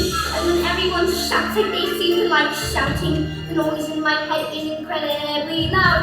And I just wish they'd stop. My dad and my mum and the telly and stories shouted just once. And I'm sorry I'm not quite explaining it quite. Because angrily I love his life. And it's burning inside me but usually fade. But it isn't today. The heat and the shouting. My heart is pounding. My eyes are burning. Suddenly everything is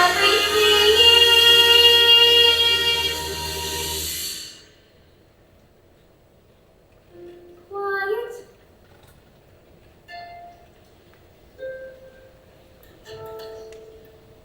Like silence, but not really silent.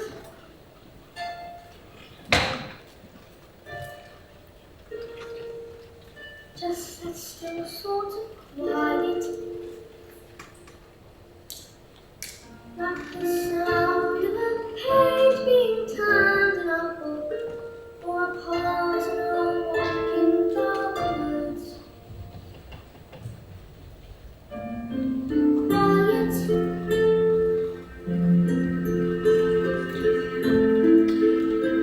Like silence, but not really silent.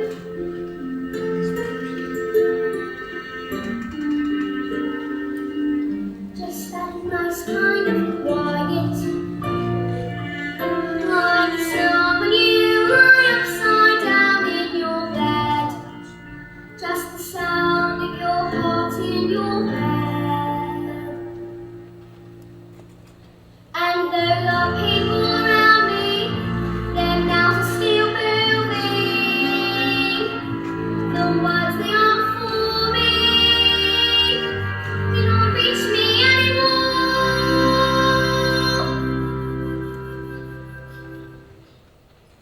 And it is quiet. And I am warm, like I've said.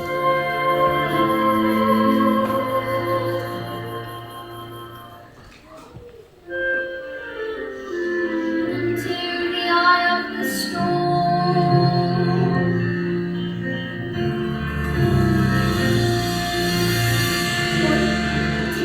Tip over. Come on, tip over.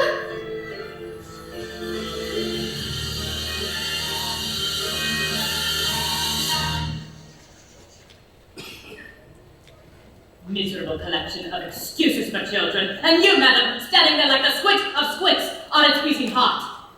But I have a match for you, all of you, and I am telling you that there is nothing I shall not do, no punishment I shall not inflict, no ear I shall not stretch, no... What is it? What is...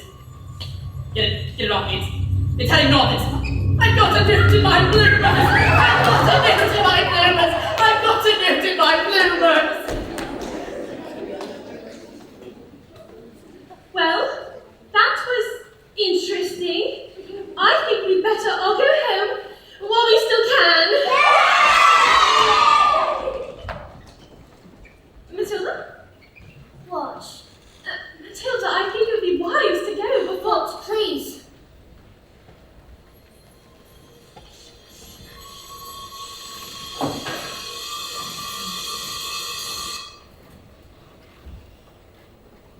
I moved it with my eyes.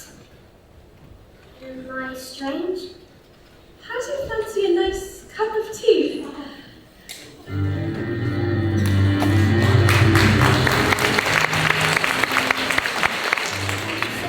What do you think it is?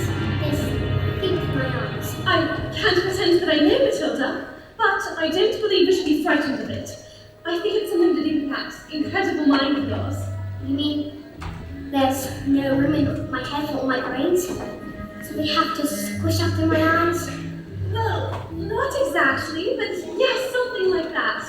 You certainly are a special girl, Matilda. I met your mother. She's unusual. What about your father? Is he proud to have a daughter as clever as you?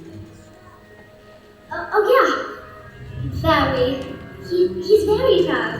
He's so very, very proud. He's always saying, Matilda, I am so very proud to have a daughter as... That's not true, Miss Honey. That's not what he says. He's not proud at all. He calls me a liar, a cheat, and a nasty little creep. I see. Well, here we are, home sweet home. Are you poor? Yes, I am, very. Don't they pay just as much? Well, they don't actually, but I am even poorer than most, for other reasons. You see, I used to live with my aunt, but one day I was out walking and I came across this old shed. I fell completely in love with it. I ran to the farmer and begged him to let me move in. He thought I was mad, but he agreed, and I've lived here ever since. Miss Honey, you can't live in a shed. I'm not strong like you, Matilda. You see, my father died when I was young. Magnus was his name. He was very kind. But when he was gone, my aunt became my legal guardian. She was mean and cruel like you could hardly imagine. And then, when I got my job as a teacher, she presented me with a bill for looking after me all those years. She'd written everything down, every tea bag, every electricity bill, every tin of beans, and she made me sign a contract to pay her back every penny. She even produced a document that said my father had given her his entire house. But did he really do that? Magnus, I mean, did he really just give her his house? I don't know, but I find it hard to believe. Just that I cannot believe he would have killed himself, which is what she said happened. You think she did him in? Don't you, Miss Honey? I cannot say, Matilda. All I know is that years of being bullied by that woman made me, well, pathetic. I was trapped. That's why you live here.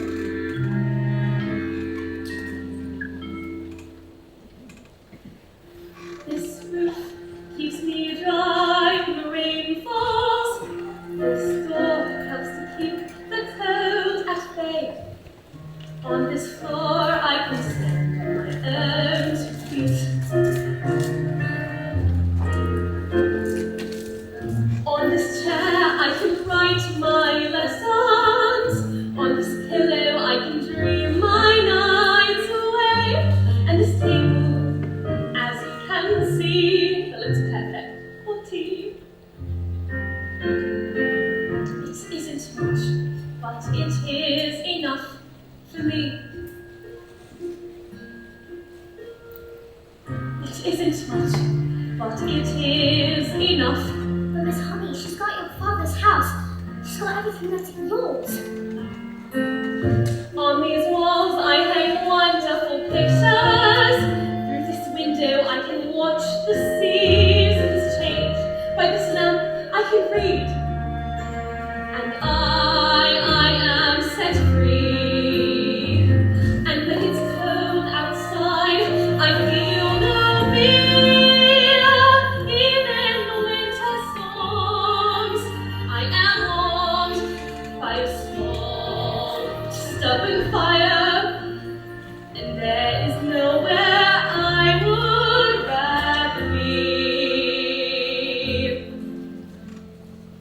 It isn't much, but it is enough for me.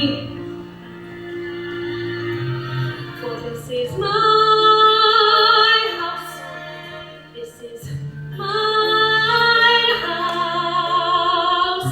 It isn't much, but it is enough for me. This is my house. This is my house. It isn't much, but it is enough. And when it's cold and bleak, I feel no fear. Even the fiercest storms, I am warmed by a small,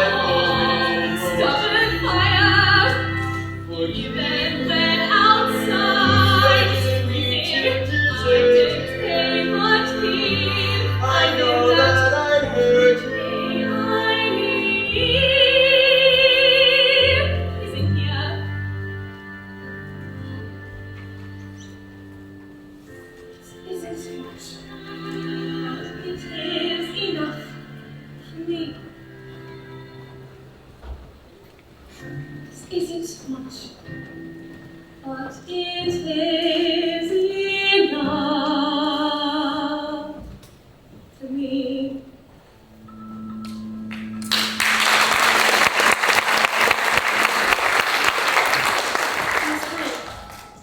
Miss Honey, is this your father's scarf? Well, yes, my mother gave it to him before she died. You see, she was An acrobat. Well, yes, how did you? And my father, he was... An anthropologist. Matilda, how do you know that? So they were your parents. What? Who? I don't... The people in my story. What story? I'm telling a story, and I thought I was making it up, but it's real. It's real. It's your life. I've seen your life. You've seen my life? Miss Honey, she did him in. Let's go to the police. What? No, we can't. We have no evidence. But you can just tell them. Tell them she did it. That would break Matilda the Bible against hers. And they would never believe she was capable of murder. But why? She was cruel to you. She shouted at you. She locked in the tiny cupboards. She threw you in the cellars. Stop, Matilda, please. Miss Honey, she killed Magnus. She's a murderer. Who is she? A contract is a contract is a contract. Miss Trunchbull.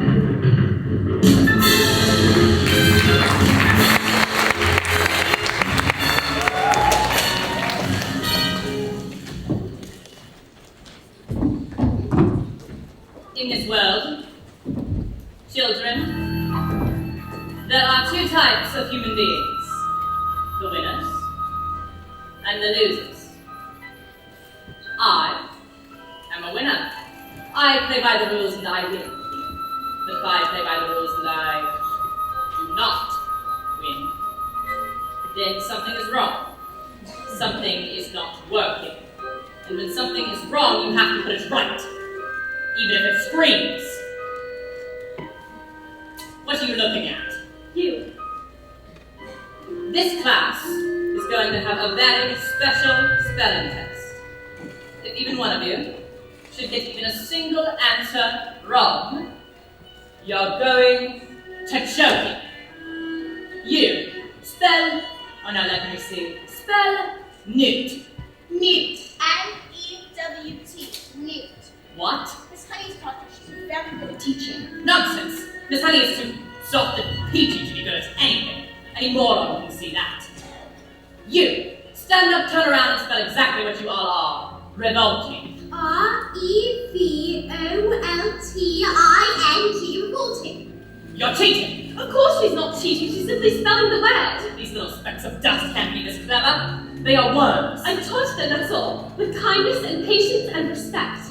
How dare you bring those words into my classroom, madam? You know nothing of teaching, and I shall prove it. You, spell amacalacomania.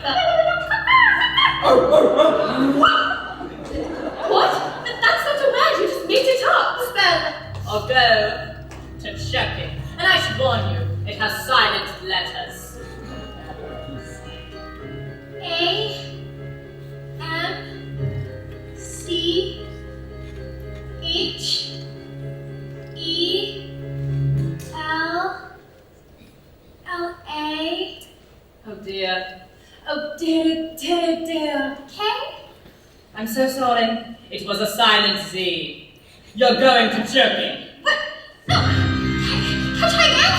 So close! Cat. C-A-F. Cat. I got it wrong, miss. You have to put me in choky too. What? Dog. D-Y-P. N-B. Table. H-A-B-F-E. Anthony! What are you doing? What's going on? Stop it this instant. You can't put a salt in Chucky banana. G-T-A-A-B-L. Stop it right this instant. Every single one of you. Maggots. T-S-P-A-D-Y-F. Stop it. Stop it right now. Snot nose. U-T-V-Y-X-Q-3-Y. Naughty. B-U-F-X-I-N. Naughty. Big fat bully. P-R-U-P-P-L-Y-X-W. Revolting.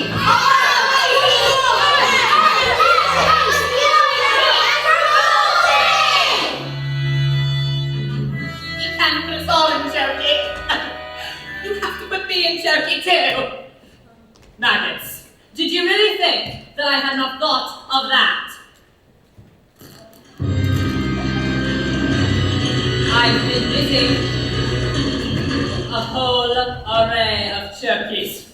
One for each and every one of you. And now that this little spelling test is over, I can tell you that each and every one of you has failed. You see, children, in this world, there are the winners and there are the losers. And I am a winner. Look, it's wrong. What? It's moving. It's moving. It was writing something. What is it?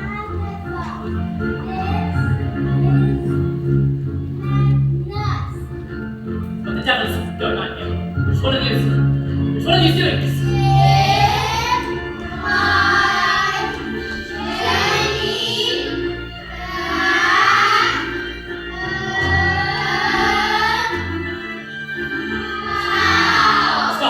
Stop it, this is whichever one. No, it can't be.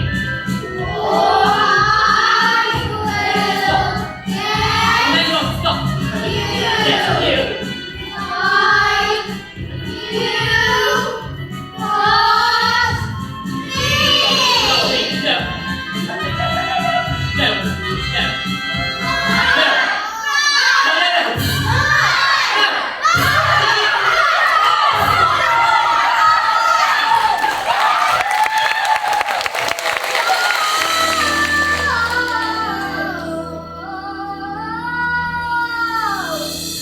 Never again will he get the best of me. Never again will he take away my freedom. And we won't forget the day we fought for the right to be a little bit naughty. Never again will turkey to slap. Never again will people eat us. Never again will talk to my God. Always says I'm a miracle. Never again will we live behind the wall. We are wanting children living in walking times. We sing walking songs in the fear walking nights. Will we hear walking children till our walking sun? When we'll have just for walking there, walking. We are walking children living in walking times. We sing walking songs, using walking times. Will we hear walking children till our walking sun? And we'll have a trust for walking there, walking. We'll become a spinning boy. Take out your hockey stick and use it in the sun. Never again will we be giving on. We'll find out when walking star and drawing pictures on the board. It's not we're revolting. We can ask me how we might end up when we're all wrong inside everyone and oh what we want. We're all living walking. It's the inside or not. It's just the way that touch is hard. There's nothing to the search for answers. You believe you push us too far. There's no good back and we are reaching your walking.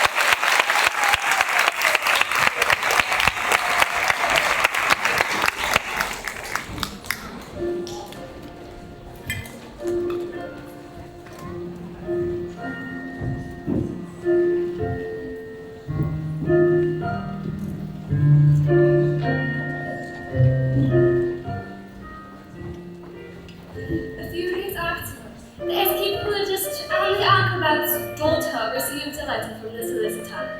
It had said that her character's will had mysteriously turned up, and she is now the proud owner of the beautiful old house, which had up until that point been owned by the evil aunt, one Agatha Trunchbull. She moved in immediately, and she was very happy, happier than she'd ever been in her entire life. As Miss Trunchbull, she was never seen again, but Showkeys were immediately destroyed, and a new headmistress took over. And her name was Miss Honey. And it was often said it was the best school in all the land. And do you know something else? Matilda was never again able to move things with her eyes. I thought perhaps it was because her mind was being challenged, but she said it was because she no longer had a need for superpowers. But sometimes I would look at Matilda, this little girl who had done so much to help others, but was stuck with parents who were mean and cruel and called her names. And I would feel my blood boil, and I would wish I could just do something. So this is it.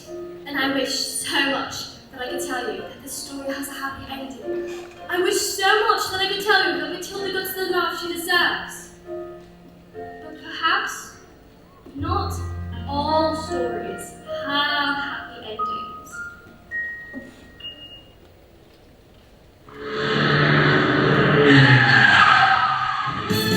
Boy! Don't stand there gawping. We're going to Spain. Spain?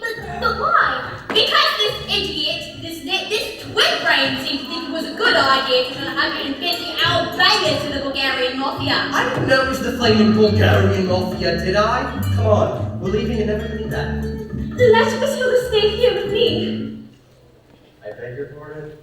Mr. Wimwood, I would love to take Matilda, if she would like to stay with me, that is. I would look after him, love and respect and care, and I'd pay for everything. Would you like that, Matilda? You mean leave my daughter here with you? What did you just say? Did you just call me your... They'll be here any minute. Dad, you called me your daughter. They're here, you idiot! I told you! Matilda, look, hunt the books! What if they damage my legs? My beautiful legs!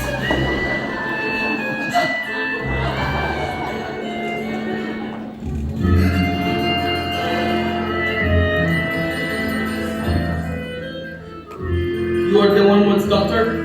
Yes, Where is your father? please. I don't know. The Wormwood is a stupid man. And being stupid, he soon dies stupid too. And that is a very, very stupid and rude thing to do. Yes, but I'm afraid my father's quite rude and very, very stupid. You know this. At least there's one clever one in the family.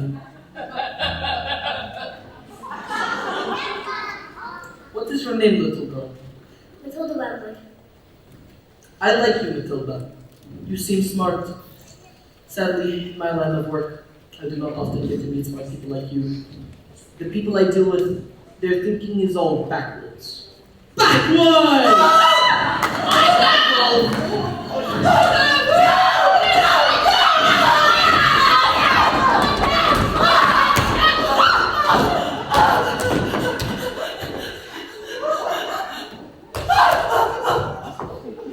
If you're going to bash the clock, it is all Steve to go to bed. Thank you. And it is a pleasure to meet you too. You speak Bulgarian? Well, not as well as I would like to. It's a beautiful language, so I hope to learn as much as I can. Matilda, who taught you to speak Bulgarian? I taught myself, I suppose. You see, I was reading Dostoevsky, and I just thought it'd be better to read it in the language it was written in.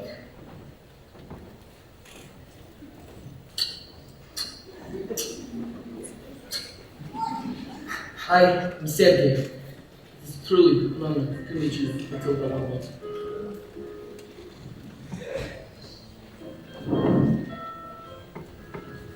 Matilda, your father has been stupid and rude to both of us. No?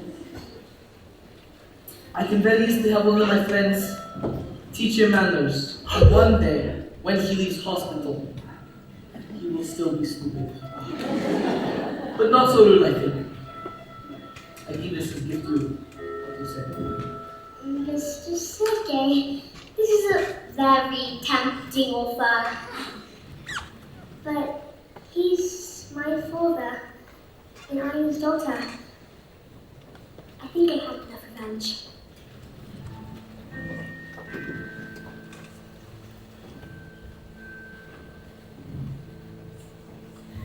This little girl, this miracle, Matilda.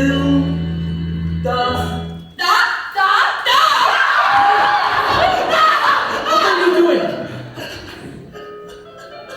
I thought you said yes. I thought you said yes as well. Matilda. I say Matilda. What's the matter with you guys today? Sorry, boss. Sorry. Matilda, your father is very, very strong.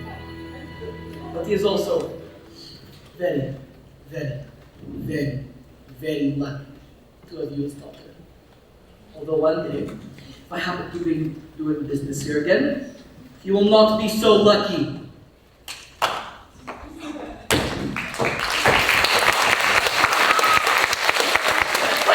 Let's get back to you before they change their minds. What about the girl? Do you want to stay here for this minute? Yes. Yes, I do. And you want to look after her? I do. Well, we are a bit short on rooms. Yes. Thank you.